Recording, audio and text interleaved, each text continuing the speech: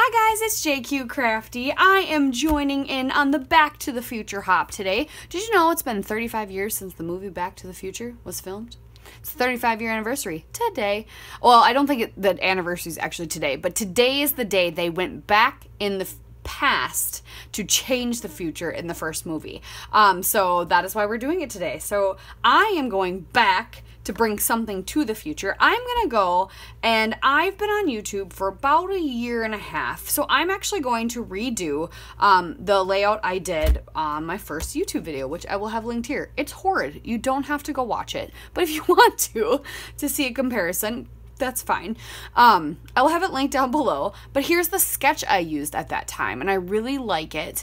I'm going to use it again, and I'm going to use what I have left of Magical Forest, which is one 12x12 of some scraps, the 6x8 pad, and a ton of embellishments. So let's get started.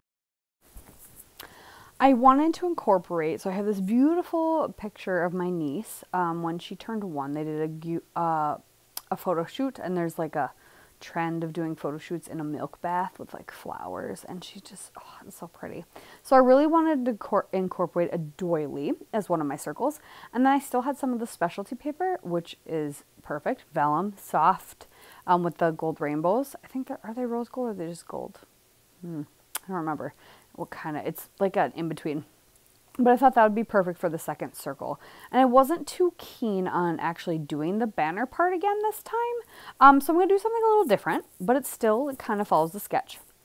I also wanted to bring in a little bit more pink and break up all this yellow that's in the background. And I wanted to keep my circles simple and clean and white because I'm using a pattern background paper. So I'm going to take 2 strips and I'm going to glue them to the back of my background, and then I'm going to take my scalped border punch, and this was kind of a hard way of doing it. It probably would have just been easier to punch it and then glue it down first, but I had to do it the difficult way.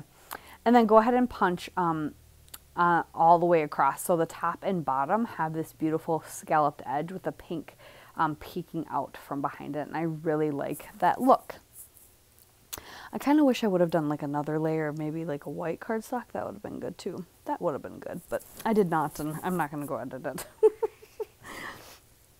So I'm going to trim down her photo a little bit. I'm going, just so I can back it across these 6x8 papers, doing that same floral that's on the top and bottom, and then also this bluish green pattern with the numbers. You can't tell it's numbers when you mat the photo on it, but I'm going to mat it with both of those, just to bring a little bit of that blue and a little bit of contrast against the yellow background. Just a little something. But I really like the doily, and I really like the vellum circle. They're both very soft and kind of lend to the softness of kind of the photo, and then really don't compete with that background paper. So I'm trying to think of what else I really want to do, and I really like the Stay Little Forever sticker. It was black though, and I hadn't really introduced a lot of black. I mean, her photo's kind of dark, but I was trying to figure out what else I wanted to do, and I kind of like the circle element. I thought I was going to use that gold frame. I don't end up using it at all, but I really liked this grow something wildflower. What does it say? I don't remember. I really like that. And so instead of a banner, what I'm going to do is I'm going to use that and then this one frame and use that as the element that kind of comes behind the photo and spans from the top to the bottom.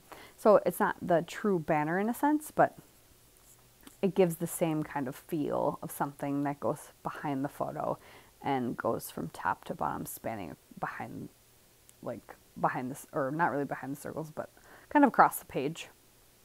I'm going to trim up the frame so I can use it on both the top and the bottom, and then I just trim a little bit off that pink card so that I can use a tiny bit of it at the bottom. And then I'm going to layer up. I'm going to use some chipboard and some other things just to create more of a cluster kind of at the bottom as well. And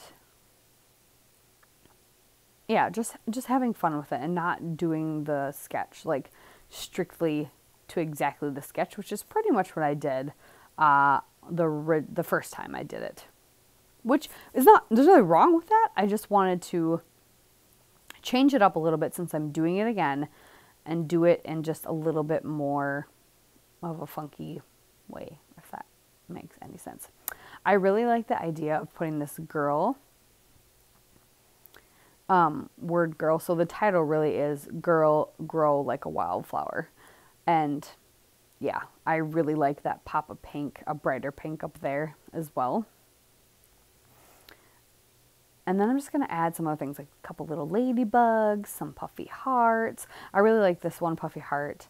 Or is that just a sticker heart? No, I think that's a puffy one.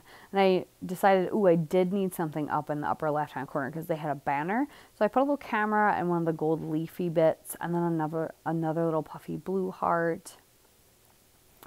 And I had put the bow on the tree, or I'm about to do that, I think. And just kind of sprinkling some things around to just create, to use some of the stuff and just to create some just fun little elements. Put another little leafy thing over there. I put one little tag down by the tree too. And I thought about doing my journaling, and I was like, oh, it's not going to fit my journaling. So as I'm kind of sprinkling these elements around, I'm trying to decide what am I going to do with my journaling, because I didn't really leave a big spot for it. And this is her birthday, essentially. So I wanted to, I replaced the I with a blue little heart. So I decided, you know what? I'm going to journal around the doily circle and around the vellum circle. And I really like that, because then the journaling is there, but it's not sticking out. And it just adds a little bit without standing out. So it just kind of blends in. So there you have it. Here's some close-ups. And thanks for watching. I hope you tune in to everybody else who's playing along. Bye!